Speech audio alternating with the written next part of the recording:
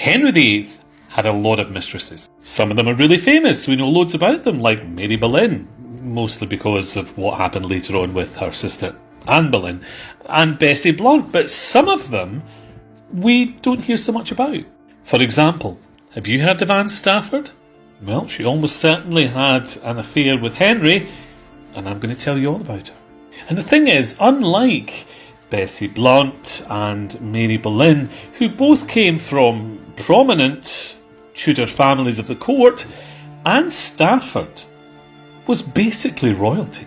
In fact, she came from a family who considered themselves more royal than the Tudors. Her father had been the Duke of Buckingham. He lost his life under an earlier reign, under the reign of Richard III. Her brother was now the Duke of Buckingham, and this family had more Plantagenet blood running through their veins, the old royal line, the old royal dynasty of England, than the Tudors had royal blood in their whole family. In fact, this family, they weren't that impressed with the Tudors overall, really.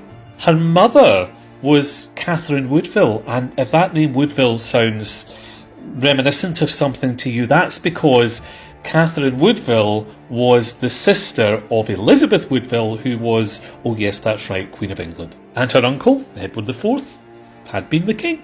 I think it's fair to say she was pretty well connected. That also made her a cousin of Elizabeth of York, who was the mother of Henry VIII, who therefore was also a cousin.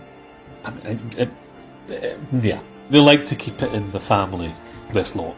And when her father was executed, her mother then went on to marry Jasper Tudor, who was the uncle of Henry VII and then the great uncle of Henry VIII. I mean, it's a very complicated family tree.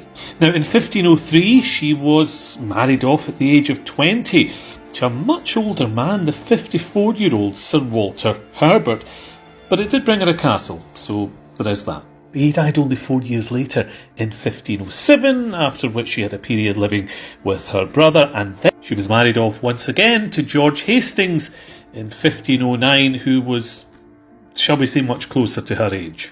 And it seems they had, I mean, they were blips, I'll tell you about that in a minute, but it seems more or less they had a very, very happy marriage. There are letters that exist between these two, and some people have described these as some of the loveliest, most loving letters that we have from the court nobility of Henry VIII from the whole period. But there were scandals, and one of them included the king himself. You see, in 1510, Henry VIII was